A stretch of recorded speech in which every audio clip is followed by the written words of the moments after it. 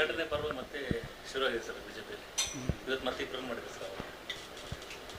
ಏನು ಅವ್ರನ್ನ ರಕ್ಷಣೆ ಮಾಡ್ಬೇಕಂತೇಳಿ ವಿಜೇಂದ್ರ ಭಾಳ ಪ್ರಯತ್ನ ಮಾಡದ, ನಮ್ಮನ್ನು ಹೊರಗೆ ಹಾಕ್ಬೇಕಂತ ಭಾಳ ಪ್ರಯತ್ನ ಮಾಡಿದ್ದ, ಯಶಸ್ವಿಯಾಗಿದ್ದ.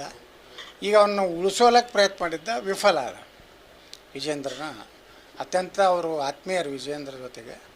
ನಿಮಗೇನೂ ಆಗೋದಿಲ್ಲತ್ತ ಅವರು ಭರವಸೆ ಕೊಟ್ಟಿದ್ದರು. ಯತ್ನಾಳ್ ಅಷ್ಟೇ ಹೊರಗೆ ಹಾಕ್ತೀವಿ, ಉಳ್ಕಿದವ್ರು ಹಾಕೋದಿಲ್ಲ, ನೀವೆಲ್ಲ ಸಾಕಷ್ಟು ನಮ್ಮ ಜೊತೆಗಿದ್ದೀರಿ, ನಾವು ಯಾವಾಗ ಎಲ್ಲಿ ಓಟ್ ಹಾಕಂದಿರಿ ಅಲ್ಲಿ ಹಾಕಿರಿ, ಭಾಳ ಸಮಾಧಾನ ಇದತ್ತು ವಿಜೇಂದ್ರ ಮತ್ತು ಅವ್ರ ಪೂಜ್ಯ ತಂದೆಯವ್ರು ಹೇಳಿದರು.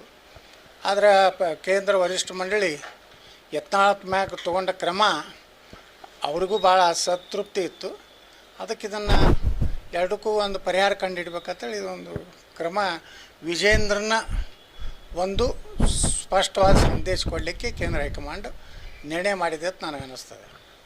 ರಾಜ್ಯಾಧ್ಯಕ್ಷ ಹೆಂಗೆ ಸರ್ ಈಗ ಮುಂದೆ ರಾಜ್ಯಾಧ್ಯಕ್ಷ ನೇಮಕಾತಿ ವಿಚಾರದಲ್ಲಿ ಏನು ಅಂತಾನೆ ಕನ್ಫ್ಯೂಷನ್ ಏನಿಲ್ಲ. ಅವರು ಪಕ್ಷದ ಈಗ ನೋಡ್ರಿ ಆ ಯುದ್ಧ ಒಂದು ನಡೀತು ಪಾಕಿಸ್ತಾನದ್ದು, ಹಿಂಗಾಗಿ ಏನೋ ಸ್ವಲ್ಪ ಅವರು ಬಿಜಿ ಅದಾರ, ಆದಷ್ಟು ಬೇಗನೆ ಮಾಡ್ಬೋದು. ರಾಜ್ಯ ಉಸ್ತುವಾರಿ ಅವರು ರಾಜ್ಯಕ್ಕೆ ಇಲ್ಲ, ಉಸ್ತುವಾರಿಯವರು ಅವರೇ ಹೇಳ್ಯಾರಲ್ರಿ. ಈಗ ಈಗಾಗಲೇ ಅನೇಕ ಮಾಧ್ಯಮಗಳಲ್ಲಿ ಬಂದೈತಿ, ಪಕ್ಷದ ಸಂಘಟನೆ ಕುಸಿದು ಬಿಟ್ಟೈತಿ, ಯಾವುದೇ ರೀತಿ ಒಳ್ಳೆಯ ಒಂದು ಪಕ್ಷದ ಇದು ಇಲ್ಲ.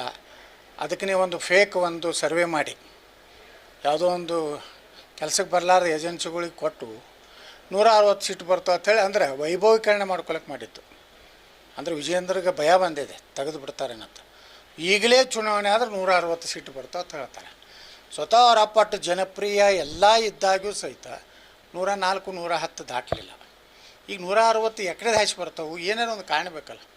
ನಮ್ಮಲ್ಲಿ ಜಾತಿ ಸಮೀಕರಣ ಆಗಿದೆ, ಸರಿಯಾಗಿ ಸಮರ್ಪಕವಾಗಿ ಒಬ್ಬ ವಿರೋಧ ಪಕ್ಷ ಆಗಿ ಕರ್ನಾಟಕದಲ್ಲಿ ಇವತ್ತು ಕಾಂಗ್ರೆಸ್ಸನ್ನು ಇವತ್ತು ಜನರ ಮುಂದೆ ಬೆತ್ತಲೆ ಮಾಡುವಂಥದ್ದು ಏನಾದರೂ ಯಾವುದಾದ್ರೂ ಆರೋಪಗಳು ಗಂಭೀರವಾದಂಥ ಪ್ರಕರಣಗಳನ್ನ ತೆಗೆದು ಯಶಸ್ವಿಯಾಗಿ ಯಾವುದಾದ್ರೂ ಒಬ್ಬ ಮಂತ್ರಿನ ರಾಜೀನಾಮೆ ಕೊಡಿಸುವಂಥದ್ದಾಗಿದೆ. ಒಂದೂ ಆಗಿಲ್ಲ. ಈ ರೀತಿ ಇದರಿಂದ ಏನಾಗಿದೆ ಅಂದರೆ ಪಕ್ಷದ ಕಾರ್ಯಕರ್ತರಲ್ಲಿ ಒಂದು ಹಿಂದೂಗಳ ರಕ್ಷಣೆ ಇಲ್ಲ, ಪಕ್ಷದ ನಾಯಕತ್ವದಲ್ಲಿ ಹಿಂದೂಗಳ ಬಗ್ಗೆ ಮಾತಾಡೋದಿಲ್ಲ, ಹಿಂದೂಗಳ ಕೊಲೆ ಆದರೂ ಮಾತಾಡೋದಿಲ್ಲ, ಒಂದು ಕಡೆ ಭ್ರಷ್ಟಾಚಾರ ಬಗ್ಗೆ ವಿಧಾನಸಭೆಯಲ್ಲಿ ಮಾತಾಡೋದಿಲ್ಲ, ಮತ್ತು ಪಕ್ಷ ಹಂಗೆ ಬೆಳವಣಿಗೆ ಆಗಬೇಕು. ಅದಕ್ಕೇ ಕೇಂದ್ರ ಹೈಕಮಾಂಡ್ ಭಾಳಷ್ಟು ಬೇಸರ ವ್ಯಕ್ತಪಡಿಸಿ ಭಾಳ ಅಸಮಾಧಾನ ಆಗಿ ಇವತ್ತೇನು 3 ದಿವಸನೂ ಬಂದಾರ್ತಾರೆ ನಮ್ಮ ಅಗರ್ವಾಲ್ ಅವರೆಲ್ಲ ಸರಿಯಾಗಿ ಎಲ್ಲ ಜಿಲ್ಲೆಯ ಮುಕ್ತವಾಗಿ ಚರ್ಚೆ ಮಾಡಬೇಕು. ಅಲ್ಲಿ ಕಾರ್ಯಕರ್ತರು ಕೆಲವೊಂದು ಅಧ್ಯಕ್ಷರಂತರೂ ವಿಜೇಂದ್ರ ಮಾಡಿದ್ದದ, ಅವರಂತರೂ ವಿಜೇಂದ್ರ ಭಾರಿ ಐತ್ರಿ, 224ಕ್ಕೆ 245 ಬರೋ ಸಂಭವ ಐತಿ ಕರ್ನಾಟಕದಾಗ ಸೀಟುಗಳು ಅಂತ ಹೇಳಿದ್ರು ಹೇಳ್ಬೋತಾರೆ. 224ಕ್ಕೆ 245 ಬರ್ತಾವೆ. ವಿಜೇಂದ್ರದ ಅಷ್ಟು ಪ್ರಭಾವ ಐತಿ, ಹಿಂಗೆ ತುಂಬಿ ತುಳುಕೋಬೋದು ಕರ್ನಾಟಕದಿಂದ ಹೊರಗೆ MLAಗಳು ಅಂತ ಹೇಳ್ತಾರೆ. ಅದನ್ನು ಕೇಳಬಾರ್ದವರು. ಸಾಮಾನ್ಯ ಕಾರ್ಯಕರ್ತರು, ನಿಷ್ಠಾವಂತ ಕಾರ್ಯಕರ್ತರು, ಅನೇಕ ವರ್ಷಗಳಿಂದ ಪಕ್ಷ ಕಟ್ಟಿದಂಥವ್ರು ಕುಂಡ್ರಿಸ್ಕೊಂಡು ಮುಕ್ತವಾಗಿ 1 to 1 ಚರ್ಚೆ ಮಾಡೋ.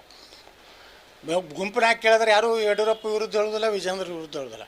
ಒಬ್ಬೊಬ್ಬರನ್ನ ಕರೆದು ಹೇಳಿದ್ರೆ MLAಗಳನ್ನು ಕರೆದು ಕೇಳ್ರಿ, ನೀವು ಲೋಕಸಭಾ ಸದಸ್ಯರನ್ನು ಕೇಳ್ರಿ, ಮಾಜಿ ಮೊನ್ನೆ ಸೋತ್ರಲ್ಲ ಲೋಕಸಭೆಗೆ ಮತ್ತು ಮೊನ್ನೆ ವಿಧಾನಸಭೆಗೆ ಸೋತ್ರನ್ನು ಪ್ರತಿಯೊಬ್ಬರು ಇಂಡಿವಿಜುವಲ್ ಅಲ್ಲಿ ಪ್ರಮುಖ ಕಾರ್ಯಕರ್ತನ ಕೇಳ್ರಿ. ಈ ಹಿಂದಿನ ಜಿಲ್ಲಾಧ್ಯಕ್ಷರಿದ್ರಲ್ಲ ಅವ್ರ ಅಭಿಪ್ರಾಯ ತಗೋರಿ. ಅಂದರೆ ತೊಗೊಂಡ್ರೆ ಮಾತ್ರ ಕರ್ನಾಟಕದಲ್ಲಿ BJP ಮುಂದಿನ ಚುನಾವಣೆಯಲ್ಲಿ ಬಹುಮತದಿಂದ ರಾಜ್ಯದಲ್ಲಿ, ಯಾಕಂದರೆ ಈ ಕಾಂಗ್ರೆಸ್ ಸಾಕಾಗಿದೆ, ಕಾಂಗ್ರೆಸ್ನ ಭ್ರಷ್ಟಾಚಾರ ಅದು ಎಲ್ಲಿಗೆ ಹೋಗಿ ಆಕಾಶಕ್ಕೆ ಹೋಗಿ ಮುಟ್ಬಿಟ್ಟಿದೆ.